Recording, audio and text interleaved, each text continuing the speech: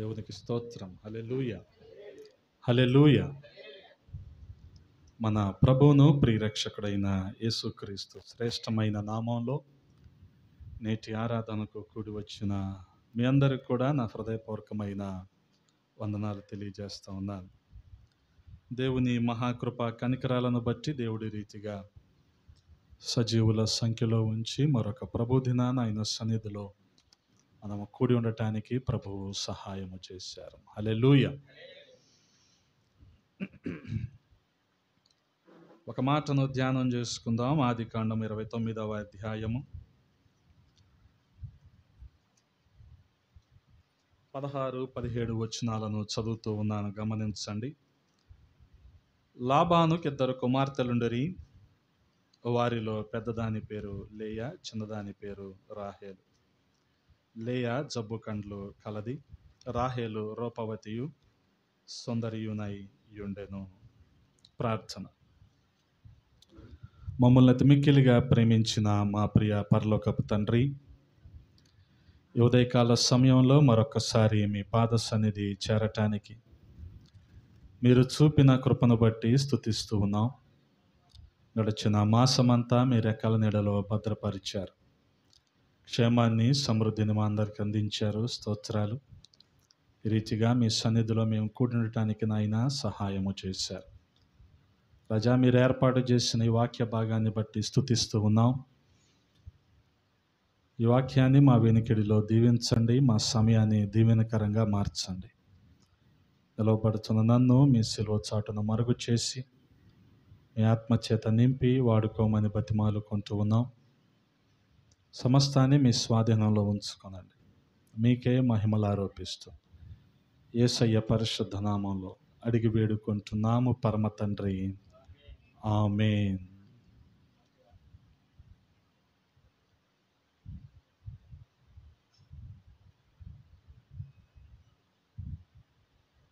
దేవునికి స్తోత్రం. హల్లెలూయా. ప్రభువునందు ప్రియ సహోదరి సహోదరులారా, చదవబడిన మాటలు చాలా శ్రద్ధగా గమనించండి. లాబానుకు 2 కుమార్తెలు ఉన్నారు. ఒక ఆమె పేరు లేయా, రెండవ ఆమె పేరు రాహేలు. లేయా జబ్బు కండ్లు కలది, రాహేలు రూపవతి యు సుందరినై యుండెను. దేవునికి స్తోత్రం. హల్లెలూయా. గమనించండి, ఈ రాహేలును గురించిన కొన్ని ఆత్మీయ పాఠాలు ఈ ఉదయకాల సమయంలో మనం ధ్యానం చేయబోతూ ఉన్నాం. చాలా స్పష్టంగా ఈ విషయాలన్నిటిని కూడా గ్రహించవలసిందిగా ప్రేమతో మీకు మనవి చేస్తూ ఉన్నాను. చూడగలిగితే యాకోబుకి బంధువే ఈ రాహేలు. ఇస్సాకు, రిబ్కా సహోదరుడు లాబాను కుమార్తె ఈ రాహేలు. ఒకానొక పరిస్థితుల్లో యాకోబు ఏశావును మోసం చేసి, ఏ సమయంలో ఏశావు వచ్చి చంపేస్తాడో తెలియక భయంతో ఉన్న పరిస్థితుల్లో తల్లి అంటది, నువ్వు ఈ కానాను విడిచిపెట్టేసి హారాను దగ్గరలో ఉన్న మీ మామ ఇంటికి వెళ్ళు, అక్కడ కొంతకాలం తలదాచుకున్న తర్వాత రావచ్చు. అంత మాత్రమే కాదు, మీ మామకు 2 కుమార్తెలు ఉన్నారు, వారిని నువ్వు వివాహం చేసుకోవచ్చు. ఎందుకనంటే ఇక్కడ ఉన్న స్థానిక యువతులతో నాకు ఎంతగానో విసుగొచ్చేసింది, కాబట్టి నువ్వు వీరిని లాబాను కుమార్తెలను వివాహం చేసుకో, అదే రీతిగా ఏశావు చంపకుండా నిన్ను నువ్వు తలదాచుకో అని చెప్పి పంపించేస్తుంది. అటువంటి పరిస్థితుల్లో పారిపోయిన వాడు వెళ్ళి అక్కడ కొద్ది దూరంలో లాబాను చేరుకుంటాడనగా పద్దనరాము దగ్గర ఉన్న బావిలో, ఆ బావి దగ్గర తన మందలకు నీళ్లు పెట్టుకుంటున్న మేకల కాపర్లు చాలామంది కనపడితే అడుగుతాడు, అయ్యా మీకు లాబాన్ అని ఆయన తెలుసా? హారానులో ఉంటాడు కదా, తెలుసా అంటే తెలుసు, చాలా బాగున్నాడు, అంత బాగానే ఉంది, చాలా భాగ్యవంతుడు అని ఈ రీతిగా చెప్తూ ఉండగానే లాబాను మందల్ని మేపుకుంటూ రాహేలు కూడా అదే బావి దగ్గరికి వస్తుంది. ఇక బహుశా పారిపోయి వచ్చాడు, భయంతో ఉన్నాడు కదా, చాలా కాలం తర్వాత తన వారు కనిపించేసరికి ఎలాగుంటుంది, యాకోబుకి. గమనించండి, చాలా సంతోషంగా ఉంటుంది. మనమే భాష తెలియని ప్రాంతాల్లో ఉన్నాం అనుకోండి, మన భాష మాట్లాడే వాళ్ళు ఎవరైనా మనకి కనబడితే ఎలా ఉంటుంది మనకి? అబ్బో, కడుపు నిండిపోద్ది మనకి కదా. అలాగే భయంతో పారిపోతున్న వాడికి మన అనుకునే వాళ్ళు ఎవరైనా కనిపించారు అనుకోండి, ఎలాగుంటుంది?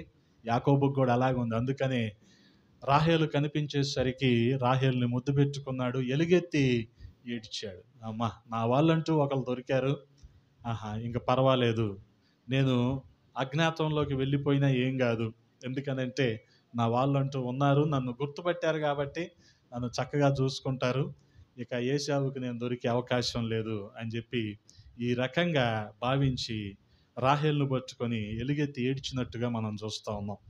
ఆ సందర్భంలో గమనించండి, ఆ పద్మనారాము దగ్గరికి రావటం, ఆమె కూడా మేక మందల్ని తీసుకొని రావటం, ఆమెకు ఆ బావి మీద మోత దొర్లించి ఇతనే నీళ్ళంతా తోడిపెట్టాడు, అంతా సహకరించాడు, బాగానే ఉంది.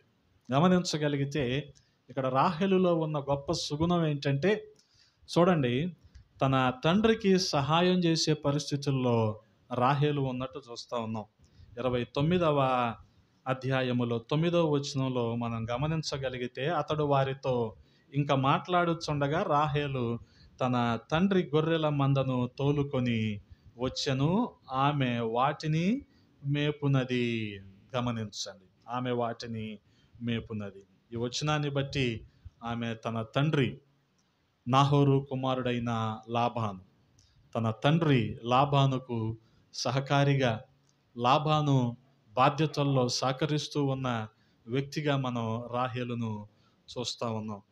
తండ్రి మందలను మేపటం, వాటిని తోలుకొని వెళ్ళటం, వాటికి నీళ్లు పెట్టించటం.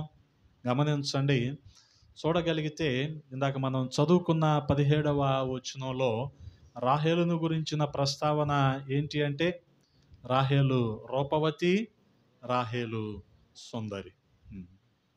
అంటే ఎవరు రాశారు ఆదికాండం? మోషే. రాహేలు గురించి రాసేటప్పుడు ఒక మాట సరిపోదయ్యా, 2 మాటలు రాయన్నాడు దేవుడు. అందుకని ఏం రాశాడు మోషే? ఇప్పుడు 2 మాటలు రాశాడు, ఒక మాట సరిపోదంట. రూపవతి, సుందరి అంటే 2 విశేషణాలు వాడాడంటే ఆమె ఎంత అందంగా ఉండుంటుందో మనం అర్థం చేసుకోవాలి. అటువంటి అటువంటి అందమైన రాహేలు ఇప్పుడు తండ్రి మందల్ని మేపుతూ ఉందంటే గమనించండి, ఏంటి పరిస్థితి? ఇక రాహేలు కూడా షోలమితిలాగా అయిపోద్దేమో అన్న భయం ఉంటుందిగా రాహేలుకి. షోలమితి అంటే నల్లగా అయిపోద్దామని భయం ఉంటుంది కదా. కానీ తండ్రి బాధ్యతల్ని రాహేలు పంచుకుంటా ఉంది. అదే రీతిగా ఈ సుగుణాన్ని బట్టి మనం నేర్చుకోవలసిన ఆత్మీయమైన పాఠం ఏంటంటే, మనము కూడా తండ్రి అయిన దేవుని బాధ్యతలను మనం పంచుకోవాలి. గమనించండి, అంటే మందల్ని కాయాలా, మందల్ని మేపాలా? యేసుక్రీస్తు ప్రభువారు తప్పిపోయిన గొర్రెను గురించి మాట్లాడుతూ ఆ 99ని కూడా ఆ గొర్రెల కాపరి విడిచిపెట్టి కనపడకుండా పోయిన ఒక గొర్రె కోసం ఆయన ప్రయాసపడతాడంట.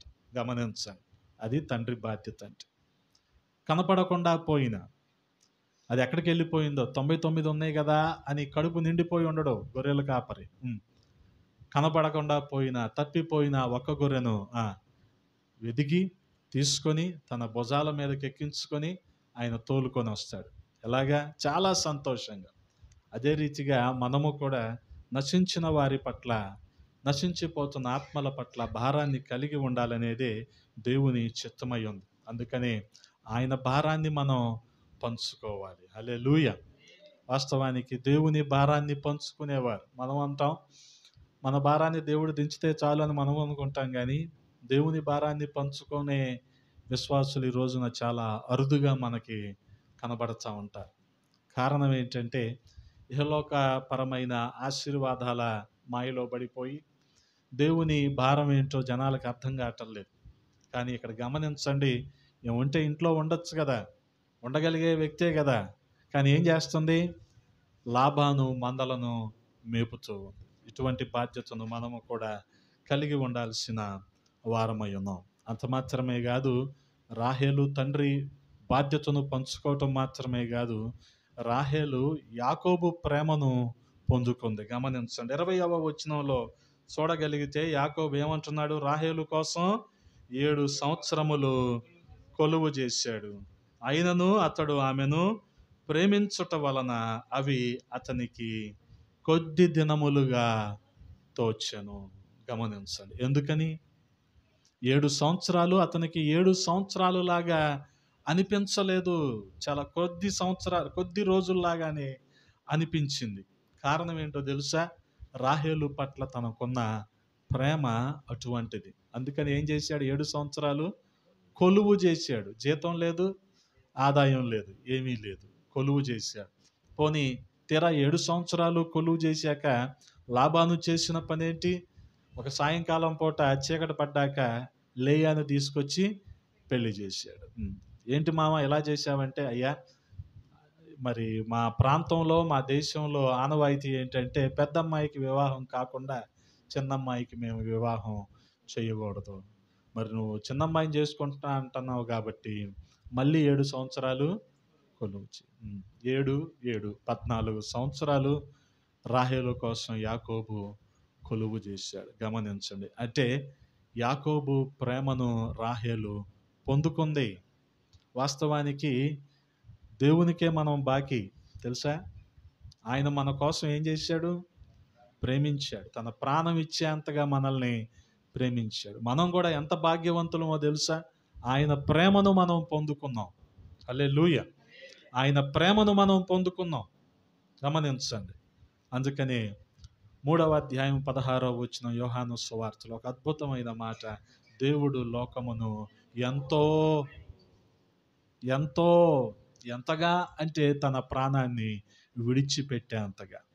ఇక్కడ యాకోబు లేయాని ప్రేమించాడు. ఎంత అంటే 14 సంవత్సరాలు, కానీ ఆదాయం లేకుండా కష్టపడ్డాడు. ఎవరైనా కష్టపడతారా? అదేగా బాధ. 5 సంవత్సరాలు మేము నియోజకవర్గానికి ఏమీ చేయలేకపోయాం. కాదు, నీ జేబు నింపుకోలేకపోయావు.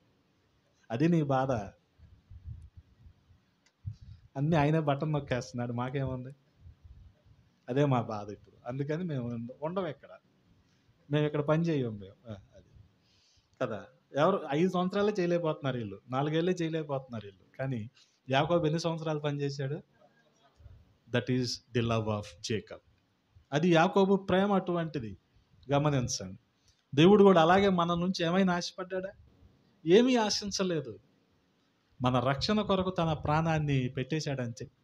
చాలా సులువుగా ప్రాణాన్ని ఇచ్చేశాడంతే. అందులో ఆయన ప్రేమను మనం అర్థం చేసుకోగలం. ఆ రీతిగా తన ప్రేమను యాకోబు ప్రేమను లేయా పొందుకుంది. గమనించగలిగితే ప్రేమను గురించి పరిశుద్ధ గ్రంథం ఏం చెప్తా ఉంది? కొరింథీయులకు రాసిన మొదటి పత్రిక 13వ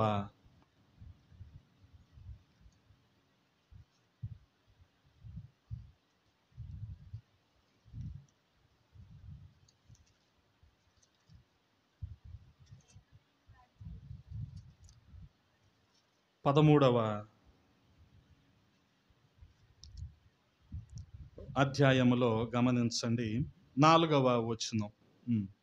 ప్రేమ దీర్ఘకాలము సహించును, ప్రేమ దయ చూపించును, ప్రేమ మత్సరపడదు, ప్రేమ డంబముగా ప్రవర్తింపదు, అది ఉప్పొంగదు, అమర్యాదగా నడువదు, స్వప్రయోజనమును విచారించుకొనదు, త్వరగా కోపపడదు, అపకారమును మనసులో ఉంచుకొనదు, దుర్నీతి విషయమై సంతోషపడక సత్యమందు సంతోషించును, అన్నిటినీ తాళ్ళుకొనును, అన్నిటినీ నమ్మును, అన్నిటినీ నిరీక్షించును, అన్నిటినీ ఓర్చును. ప్రేమ శాశ్వత కాలముండును. ప్రవచనములైనను నిరర్ధకములగును, భాషలైనను నిలిచిపోవును, జ్ఞానమైనను నిరర్ధకమగును.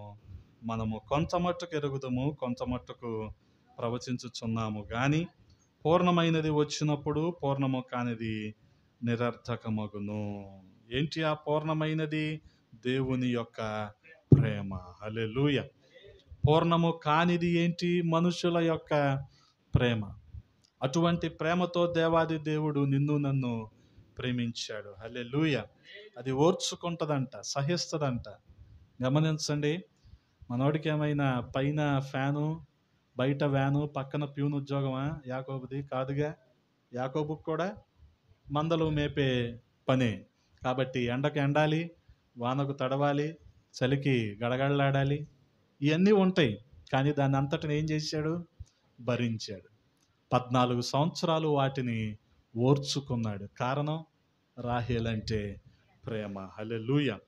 అంత మాత్రమే కాదు, రాహేలు తన హద్దులు ఎరిగిన యువతిగా మనం చూస్తా ఉన్నాం. 28వ వచనంలో గమనించగలిగితే, యాకోబు అలాగు చేసి ఆమె వారము సంపూర్ణమైన తరువాత అతడు తన కుమార్తె అయిన రాహేలును అతనికి భార్యగా ఇచ్చెను. గమనించండి, బంధువని తెలుసు, అదే రీతిగా తన హద్దులేంటో కూడా రాహేలుకు తెలుసు. గమనించండి, మరి మొదట్లో పద్దనరాము దగ్గర బావి దగ్గర మూత దొర్లించి ముద్దు పెట్టుకున్నాడు, ఎలుగెత్తి ఏడ్చాడు కదా అని చెప్పి యాకోబుతో చనువుగా ఉన్నట్టు మనం ఎక్కడా కూడా పరిశుద్ధ గ్రంథంలో చదవం. అంటే గమనించండి, ఎటువంటి పరిస్థితుల్లో రాహేలు తండ్రికి విధేయురాలుగా, అదే రీతిగా దేవుని అందలి భయభక్తులు కలిగిన యువతిగా మనం చూస్తూ ఉన్నాం. గమనించండి, తన హద్దుల్లో తాను ఉంది. ఏమాత్రం కూడా హద్దు దాటినట్టు మనం ఎక్కడా కూడా చదవం.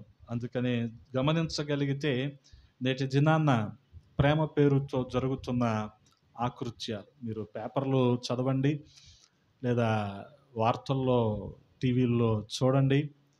కనీసం సగటున రోజుకి 2-3 కేసులు ఇటువంటి కనబడతానే ఉంటాయి కదా. కారణం ఏంటి? ప్రేమ పేరుతో మోసం చేయటం. గమనించండి. కానీ అటువంటిది ఇక్కడ రాహేలు విషయంలో మనం చూడం. కారణం ఏంటో గమనించండి. రాహేలు తన తండ్రికి తల్లికి విధేయత చూపించిన యువతిగా మనం చూస్తూ ఉన్నాం. అంత మాత్రమే కాదు, రాహేలులో మరొక లక్షణాన్ని కూడా మనం గమనించవచ్చు. 30వ అధ్యాయం 1వ వచనాన్ని చూడగలిగితే, రాహేలు తాను యాకోబునకు పిల్లలు కనకపోవుట చూచి తన అక్కయందు అసూయపడి యాకోబుతో, నాకు గర్భఫలము నిమ్ము, లేని ఎడల నేను చచ్చెదనెను. గమనించ, ఎవరితో అంటుంది? యాకోబుతో అంటుంది. వాస్తవానికి ఎవరితో మాట్లాడాలేమో? దేవునితో మాట్లాడాలి కదా. హన్నాకు కూడా ఇటువంటి పరిస్థితే వచ్చింది. ఎవరిని అడిగింది హన్నా? పొద్దున్నే ద్రాక్షారసం తాగేసి వచ్చావా, ఏంటమ్మా స్తంభాలు పట్టుకొని ఏడుస్తూ ఉన్నావు అని అన్నారు. అంటే అసలు ఆమె మారు మాట్లాడిందా? మాట్లాడలేదు. ఆ మూలుగులే ఆమె విజ్ఞాపన, ఆ ఏడుపే ఆమె కన్నీటి ప్రార్థన. అలాగే ఏడ్చింది. మనం అంటాం, ఇప్పుడు మనకి హన్నాకి ఏంటంటే తేడా, మనం అంటాం, ప్రభువా నువ్వు ఇస్తే నేను చేస్తా అంటాం. హన్నా అలా అనలా, ప్రభువా నీ సేవకి ఇవ్వాలి, నాకు ఒక బిడ్డనివ్వు అంది. రివర్స్. అర్థమైందా మీకు? నీ సేవకి ఇవ్వాలి నేను, నాకు ఒక బిడ్డనివ్వు అంది. మనం ఏం చేస్తాం? ఇస్తే, వస్తే చేస్తా అంటాం మనం. అందుకని అవి రావు పెట్టవు. అంతే కదా. అందుకని ఆయన ఇవ్వడు. ఎందుకని? మీరు ఏం అడిగినా సరే మీ భోగం కోసం అడుగుతున్నారు కాబట్టి మీకేమి దొరకట్లేదు. యాకోబు అంటాడు కదా తన పత్రికల్లో, మీరు ఏం అడిగినా సరే దేనికోసం అడుగుతున్నారు? భోగం కోసం అడుగుతున్నారు. బాగా చదవాలి, బాగా చదవాలి. ఎందుకు? బాగా చదివాక ఏమవ్వాలి? ఉద్యోగం వస్తే మెల్లగా చెప్తావేంటి? బేరం పెట్టచ్చు ఉద్యోగం వస్తే కదా. అంతే, అంతకుమించి ఏముండదు అబ్బాయి. అందుకనే ఆడికి బీటెక్లో సబ్జెక్టులు అవ్వో. ఔరంగజేబులాగా పోరాటాలు చేస్తూనే ఉంటాడు. 3/2 అంటాడు, 3/1 అంటాడు, 4/1 అంటాడు, సప్లీలు రాసుకుంటానే ఉంటాడు. లెనిన్ సెంటర్ వెళ్తాడు, తెలివితేటల పుస్తకం కొనుక్కుంటాడు, చదువుకుంటాడు. అయినా ఏ తెలివితేటల పుస్తకం తెలుసా లెనిన్ సెంటర్లో? కొనండి ఎప్పుడైనా, ఆల్ ఇన్ వన్లు ఉంటాయి అక్కడ. జనాలు చాలా గొప్పగా చెప్తారు కానీ మన వాళ్ళందరూ టెక్నోక్రాట్స్ అయిపోయారు, బీటెక్లు చదివారని. పాపం బీటెక్లు చదివి ఆ, అన్యాయం అయిపోయిన వాళ్ళే ఎక్కువ మంది, బాగుపడిన వాళ్ళు కన్నా. ఉం? అందుకని దేనికోసం అడుగుతాం మనం? బాగా చదవాలి. దేనికోసం? మన స్వార్థం కోసమే. ఉం. కానీ హన్న అలా అడగలేదు. ప్రభా, నీ సేవ చేయాలి, నీ సేవకి ఇస్తాను నాకు ఒక బిడ్డను. అలాగ దేవుడు ఆమెకి బిడ్డనిచ్చాడు. బహుశా చాలా చిన్న వయసులో తీసుకెళ్ళి ఏలీ దగ్గరికి అప్పచెప్పేసింది. చాలా అద్భుతమైన సంఘటన అది. అంత చిన్నోడు మాట వింటాడు అసలు? తల్లిని విడిచిపెట్టి వెళ్తాడా? ఆహా. వెళ్ళాడంటే ఏంటి? అన్న ప్రార్థన అటువంటిది. అన్న ప్రార్థన అటువంటిది. ఒకానొక రోజు సమూయేలుతో దేవుడు మాట్లాడుతూ ఉంటే, సమూయేలు సమూయేలు అని పిలిస్తే సమూయేలు ఏమనుకున్నాడు? ఏలీ పిలిచాడేమో అనుకున్నాడు. ఏలీ పిలిచాడేమో అని అనుకున్నాడు. అయ్యా పిలిచారంటే, నేను పిలవలేదు. మళ్ళీ రెండోసారి, నేను పిలవలేదయ్యా, ఈసారి నీకు అలాగ పిలుపు వినబడితే నువ్వేమనాలి? చిత్తం, నీ దాసుడు ఆలకిస్తున్నాడు. చెప్పండి, చిత్తం, మీరేం చేయమంటే అది చేస్తా. అంటే అటువంటి విధేయతను సమూయేలు నేర్చుకున్నాడు. అందుకని సమూయేలు లాంటి యాజకుడిని, ప్రవక్తను మనం చూడలేము ఇంకెప్పటికి కూడా. అంత గొప్పగా దేవుని కోసం బలంగా వాడబడ్డాడు. గమనించ. ఇక్కడ రాహేల్ ఏం చేస్తుంది? లేయాకి సంతానం ఉన్నారుగా, లేయాకే ముందు సంతానం. ఎందుకని? మొదటి పెళ్ళయిందని కాదు అక్కడ విషయం. లేయా ద్వేషించబడటం యెహోవా చూచి. ద్వేషించబడింది. ఎందుకని? మొదటిది జబ్బు కళ్ళు, రెండవది అసలు యాకోబు వివాహం చేసుకోవాలని అనుకోలేదు. అనుకోకుండా ఆ సమయంలో లాబాను అలా మోసం చేసేసి వివాహం చేశాడు. మరి ఆమె ద్వేషించబడకపోతే ఇంకేమవుద్ది కదా? ఆ ద్వేషించబడటాన్ని దేవుడు చూశాడు. చూసి లేయాను దేవుడు ముందుగా ఆశీర్వదించాడు. రాహేలు ఇంకా పిల్లలు కనకుండానే ఉంది. దీంతో రాహేలుకి ఏమవుతుంది? అక్క మీద అసూయ. అంటే మొన్నటి వరకు అక్క ఏమో, ఇప్పుడు ఎవరు? అది తెలుగు పదం, నేను మాట్లాడకూడదు అది. అదనమాట. నేను నవ్వుతారేంటి కదా? ఇప్పుడు అసూయ. ఎందుకని? ఆమెకున్నారు, నాకు లేరు. ఎలాగా? నేను చచ్చిపోతాను అంటుంది. ఎవరితో? యాకోబుతో. ఒకవేళ దేవునితో ఎలాగంటే ఆయన ఏమైనా పరిష్కారం చెప్తాడు కానీ కదా. యాకోబుతో అంటే యాకోబు ఏం చేస్తాడు? దేవునికి ప్రతిగా నేను ఉన్నానా అంటున్నాడు. గమనించాను. ఆ రీతిగా అసూయపడింది. మరోవైపు లేయాను దేవుడు ఆశీర్వదిస్తూనే ఉన్నాడు. గమనించండి, చాలా సందర్భాల్లో మనం కూడా చేసే పొరపాట్లు ఇవే. సహజంగా మానవ తప్పిదాలు ఇవన్నీ. ఒక్కొక్కరిని ఒక్కొక్క స్టాండర్డ్స్తో చూస్తూ ఉంటాం. ఇద్దరు పిల్లలు ఉన్నారనుకోండి, ఊరికే నోట్లోనే సమానత్వం, చేతల్లో సమానత్వం ఉండదు కదా. సమానత్వం లేకపోతే ఆయన సమానం చేసేస్తాడు అక్కడ, అందులో ఏ సందేహం కూడా లేదు. ఇక్కడ యాకోబు మానవ మాత్రుడిగా లేయానేమో ద్వేషించాడు, రాహేల్నేమో ప్రేమించాడు. కానీ దేవుడు ఎవరిని ఆశీర్వదించాడు? అర్థమైందా మీకు? అర్థమైందా? అందుకని ఇద్దరు పిల్లలు ఉంటే ఇద్దరు పిల్లల్ని సెంట్రల్ సిలబస్ చదివించాలి. ఒకరిని స్టేటు, ఒకరిని సెంట్రల్ చదివించామనుకో ఏమవుద్ది? స్టేట్ వాడిని ప్రపంచం చూస్తుంది, సెంట్రల్ వాళ్ళని రోడ్లో వాళ్ళు కూడా ఎవరు చూడరు కదా. నువ్వు అక్కడే వేరియేషన్ చూపించావు కదా. కానీ దేవుడు అందరికి అన్నీ సమానంగా ఇస్తాడు తెలుసా. సంపద, సామర్థ్యం అన్నీ సమానంగా ఇస్తాడు. దీన్ని మనం ఉపయోగించుకోవటంలోనే ఉంటుంది. అందుకని లేయాని నిర్లక్ష్యం చేసే కొద్దీ లేయా ఏమైంది? ఇంకా ఆశీర్వదించబడింది. వాస్తవానికి లేయా దాసితో కూడా యాకోబుకి కుమారులు ఉన్నారుగా, వాళ్ళందరూ కలిపి లేయాకున్న సంతానం 8 మంది. ఎంతమంది? 8 మంది కదా. అంటే ఇప్పుడు ఈయనకున్నదే 12 మందిలో 8 మంది సంతానం ఎవరు? అంటే ఇప్పుడు యాకోబుకున్న ఆస్తిని వాటాలు వేయాలి అనుకుంటే లేయా తరపు ఎన్ని వాటాలు వస్తాయి కదా? 8 వాటాలు వచ్చేస్తాయి. ఎందుకని? 8 మంది పిల్లలు కదా. మరి ఇప్పుడు రాహేల్ తరపున ఎన్ని వాటాలు ఇవ్వాలి? ఎందుకని? దాసీకి ఇద్దరు, రాహేలుకి ఇద్దరు. దేవుడు నాకు ఇంకో కుమారుడిని ఇస్తాడు అని చెప్పి యోసేపుని కంది. చనిపోతూ చనిపోతూ వేదన పుత్రుడని బెనోనీని కంది. ఆ, వాళ్ళిద్దరూ దాసీకి ఇద్దరు, నాలుగేగా. ఆయన చూస్తాడు, అందులో ఏ సందేహం కూడా లేదు కదా. అందుకని అసూయ పడింది. అసూయ పడటం వల్ల యాకోబు మీద విసుక్కుంటా ఉంది. గమనించండి. ఆ రీతిగా యాకోబు చెప్పిన తరువాత, నేను దేవునికి ప్రతిగా ఉన్నానా అని చెప్పిన తరువాత, ఇక రాహేలుకి ఉన్న ఏకైక మార్గం ఏంటంటే, గమనించండి, దేవుణ్ణి అడుక్కోవటమే, అనగా దేవునికి విజ్ఞాపన చేసుకోవటమే. అందుకనే దేవుని వలనే ఈ నింద పోతుంది అని గ్రహించింది. 30వ అధ్యాయములో 22వ వచనాన్ని మనం గమనించగలిగితే, దేవుడు రాహేలును జ్ఞాపకము చేసుకొని ఆమె మనవి విని ఆమె గర్భము తెరచెను. గమనించండి, మొదట అసూయ పడింది కానీ ఆలస్యంగా అయినా తెలుసుకుంది దేవుణ్ణి విజ్ఞాపన చేయాలి, దేవుణ్ణి అడిగి పొందుకోవాలి, దేవుడు నా మొర వింటాడు అని చాలా ఆలస్యంగా తెలుసుకొని అప్పుడు దేవుడు ఆమె గర్భాన్ని తెరిచినప్పుడు కుమారుణ్ణి కంది. అతనికి యోసేపు అని పేరు పెట్టింది. హల్లెలూయా. ఇంకో కుమారుణ్ణి దేవుడు నాకు ఇస్తాడు అన్న నిరీక్షణతో ఆ పేరు పెట్టింది.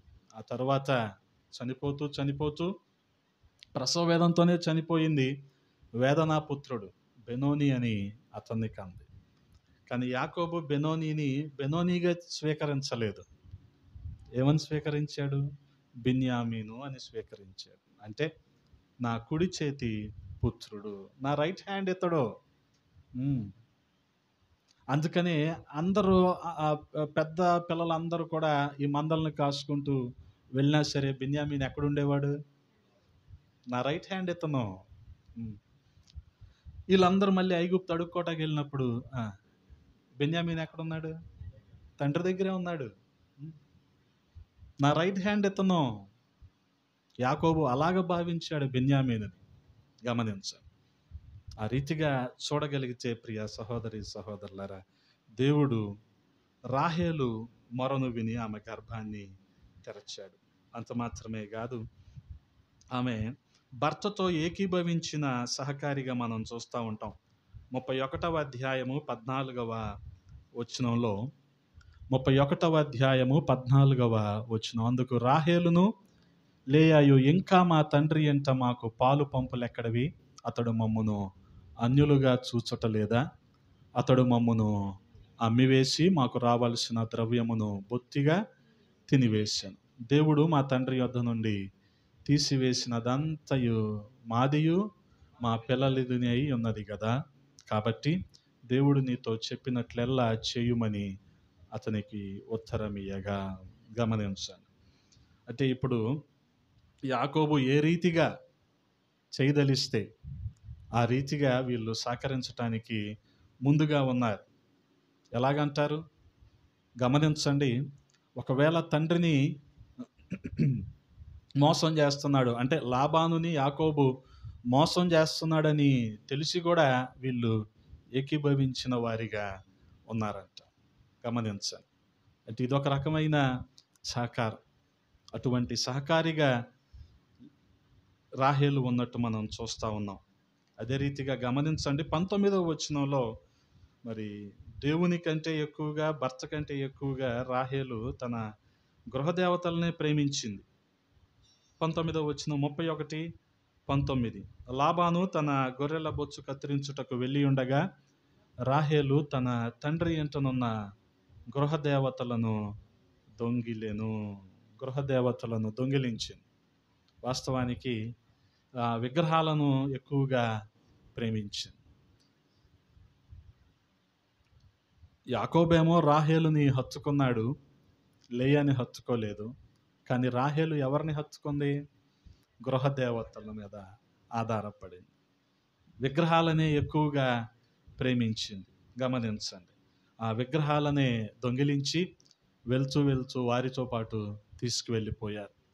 ఇలా విగ్రహాలు పోయినాయి అని చెప్పి లాబాను వీరిని వెంబడిస్తే ఎక్కడ పెట్టింది? ఒంటెకి ఈమెకు మధ్యలో పెట్టింది వాటిని. నేను కడగా ఉన్నాను, నేను నిలబట్టలేను, నువ్వు రావద్దు అంటది. ఎందుకని? అక్కడ ఏమున్నాయి? విగ్రహాలు ఉన్నాయి. గమనించండి. వాస్తవానికి దేవునికి మనకు అడ్డుగా ఉండేది ఏంటిది? విగ్రహం. అది ఏదైనా సరే, అది ధనం కావచ్చు, అధికారం కావచ్చు, ఏదైనా కావచ్చు, అది ఏమైపోతుంది?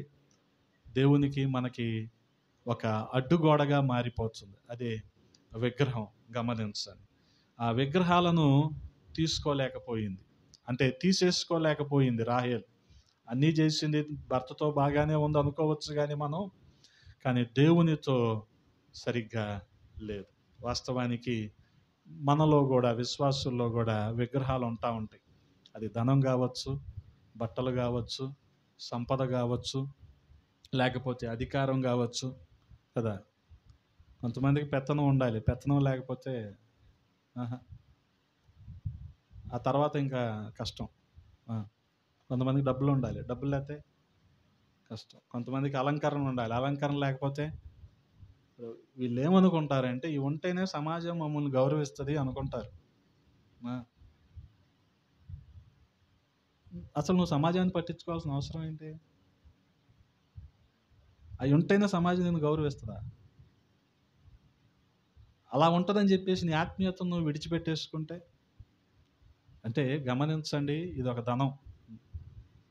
నీ ధనం ఎక్కడుందో నీ హృదయం అక్కడే ఉంటుంది కదా. దాని గురించి ఆలోచిస్తాం. అందుకనే గమనించినటువంటి విగ్రహాలను మనం తీసేసుకోవాలి. రాహేలు తీసేసుకోలేదు. ఆఖరి వరకు కూడా రాహేలు ఆ విగ్రహాలను విడిచిపెట్టలేదు. వాస్తవానికి దేవుడు వీరిని క్షేమంగా తీసుకువెళ్ళిన తర్వాత యాకోబుతో దేవుడు అన్న మాట ఏంటంటే, నువ్వు బేతేలుకు వచ్చి ఇక్కడ బలిపీఠం కట్టు అంటే, బేతేలు అనగా దేవుని ఇల్లు. దేవుని ఇంటికి వచ్చి నువ్వు బలిపీఠం కట్టు, ఇక్కడ ఆరాధన చెయ్యి అంటే, ఇప్పుడు వీళ్ళందరూ ఏం చేశారు? వీళ్ళందరి చేతుల్లో విగ్రహాలు ఉన్నాయి. విగ్రహాలు మాత్రమే కాదు, ఆభరణాలు కూడా వీళ్ళు కలిగి ఉన్నారు. మోషే 40 రోజులు దేవునితో ముఖాముఖిగా మాట్లాడి ఆయన సన్నిధిలో ఉండటానికి ఆ పర్వతానికి వెళ్తే, కింద జనాలు ఏం చేశారు? మాకు ఒక విగ్రహం కావాలి. అప్పుడు అహరోన్ చేసిన పనేంటి? అదే ఏం బంగారం అది? అది అది అక్కడ ఆగిపోండి, ఇంకా పోగుల దగ్గర ఆగిపోండి. కమ్మలో పోగులు అన్నీ తీసి ఏం చేశారు? విగ్రహం చేశారు. అర్థమైందా? ఏం తీసి చేశారు? తీసి విగ్రహం. ఇక్కడ బేతేలుకి వెళ్ళేటప్పుడు కూడా వీళ్ళు ఆ విగ్రహాలతో పాటు ఇవన్నీ తీసి తమను తాము శుద్ధి చేసుకొని ఆ మస్తకి వృక్షం కింద వీటన్నిటిని దాచేస్తారు. ఇంకా మాకొద్దు అవి అని. గమనించాలి. మాకొద్దు అవి అని చెప్పేసి దాచేసి ఆ విగ్రహాలని అప్పుడు బేతేలుకు వెళ్ళి ఆరాధించినట్లుగా మనం చూస్తూ ఉంటాం 34వ అధ్యాయములో గమనించగలిగితే. ఆ రీతిగా విగ్రహాలు ఎక్కడ ఉన్నా సరే మనకి ఇబ్బంది. అవి మన జీవితంలో, మన కుటుంబాల్లో ఎక్కడున్నా సరే విగ్రహాలు ఇబ్బంది. అర్థమైందా? వాస్తవానికి ప్రభువు మీతో మాట్లాడితే తప్ప, ప్రభువు మీతో వ్యక్తిగతంగా మిమ్మల్ని గద్దించి మిమ్మల్ని వాక్యం ద్వారా గుచ్చితే తప్ప ఈ విగ్రహాలు పోవు. అర్థమైందా? మిమ్మల్ని అయినా గుచ్చుతాడేమో కానీ వాక్యంతో పాస్ట్రమ్మల్ని అస్సలు గుచ్చడం పోవు. అది అర్థమైందా? ఎవరా రెండో ప్రసంగం? ఎవరా? నా పోవు. ఆ విగ్రహాలు అలాగే ఉండిపోతాయి. ఇప్పుడు ఇటువంటి బోధ చేస్తే ఏమంటారు? ఇదే నా ప్రేమ, ఇదే నా బోధ. ఇప్పుడు 2 సందర్భాలు మీకు చూపించా. ఒకటి యాకోబు రాహేలు వాళ్ళ దగ్గర నుంచి తీసేయటం, అహరోను తీసేయటం. మరి ఇప్పుడు తీసేసిన వాళ్ళ సంగతి ఏంటి? వాళ్ళు అంటారు, ఏమంటారంటే మేము సమర్పించుకుందాం అంటారు ఇవన్నీ తీసి. కానీ వీటి ఖర్చు ఎక్కడ పెడతారో తెలుసా? వాచీకి బట్టలకు పెడతారు వీటి ఖర్చు. కానీ ఏమంటారు, మేము తీసామంటారు. ఆ, కదా. అందుకనే చెప్పా, మిమ్మల్ని అయినా గుచ్చుతాడేమో కానీ దేవుడు వాక్యంతో పాస్టర్ అమ్మని అస్సలు గుచ్చడు కదా. అలా చూస్తాడండి.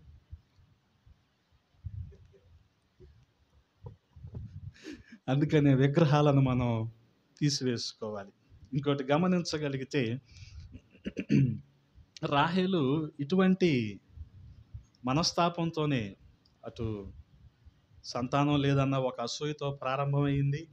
ఆ తర్వాత గమనించగలిగితే రాహేలు వాస్తవానికి ప్రసవ వేదంతోనే చనిపోయిన సంగతి మనం చూస్తున్నాం కదా. 35వ అధ్యాయము 17వ వచనంలో చూడగలిగితే, ఆమె ప్రసవం వలన ప్రయాసపడుచున్నప్పుడు మంత్రసాని ఆమెతో ఏమంటుంది, భయపడకము, ఇదియు నీకు కుమారుడగునని చెప్పాను. ఆమె మృతి పొందెను. ప్రాణం పోవుచుండగా ఆమె అతని పేరు బెనోని అనెను. అతని తండ్రి అతనికి బెన్యామీను అను పేరు పెట్టెను. అట్లు రాహేలు మృతి నొంది బెత్లెహేమను ఎఫ్రాతా మార్గమున పాతి పెట్టబడెను. గమనించండి. అందుకనే రాహేలులో కొన్ని అద్భుతమైన లక్షణాలు, తండ్రి బాధ్యతను పంచుకొని ఆ బాధ్యతలను కొనసాగించిన వ్యక్తిగా, అదే రీతిగా యాకోబు భార్యగా, యాకోబు అమితంగా ప్రేమించిన వ్యక్తిగా ఇటువంటి గొప్ప లక్షణాలు ఉన్నాయి. కానీ దేవునికి సమీపంగా మాత్రం లేదు. ఆ కారణంగానే ఎందుకు చనిపోతూ బెనోని అని పేరు పెట్టిందో గమనించండి. వేదనా పుత్రుడని ఎందుకు పెట్టిందంటే, అంటే వీడు భూమి మీద పడతా నన్ను చంపేశాడని కాదు, నేను కన్ను మోస్తే ఇక్కడ పరలోకంలో కన్ను తెరుస్తాను అన్న నిరీక్షణ లేక ఆ పేరు పెట్టింది.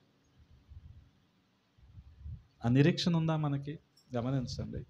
ఎప్పుడు ఉంటుంది అంటే, ఎప్పుడు రక్షణ నిశ్చయత ఉంటుందో అప్పుడు ఉంటుంది.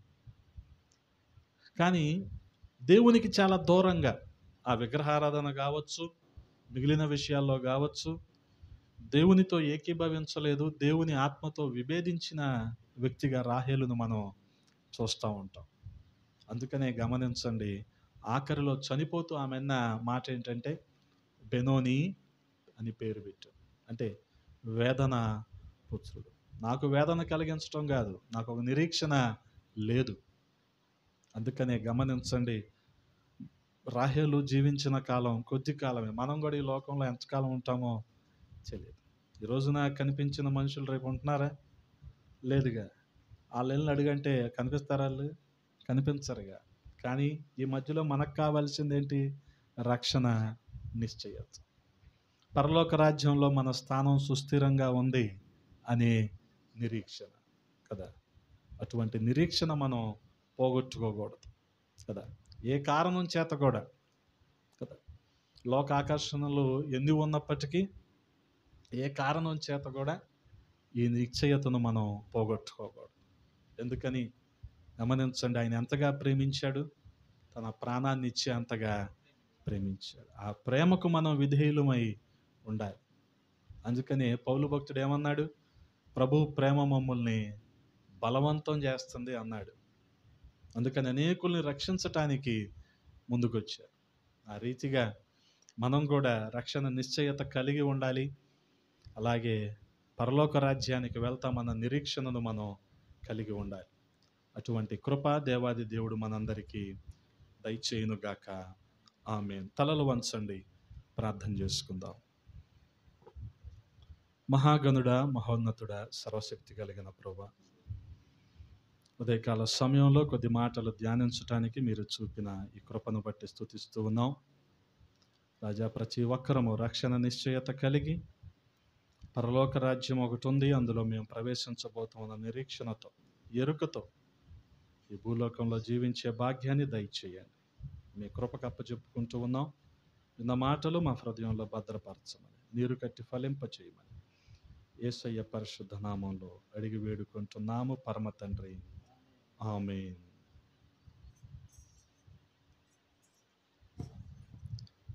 ఈ సమయంలో మనందరం లేచి నిలబడినట్లయితే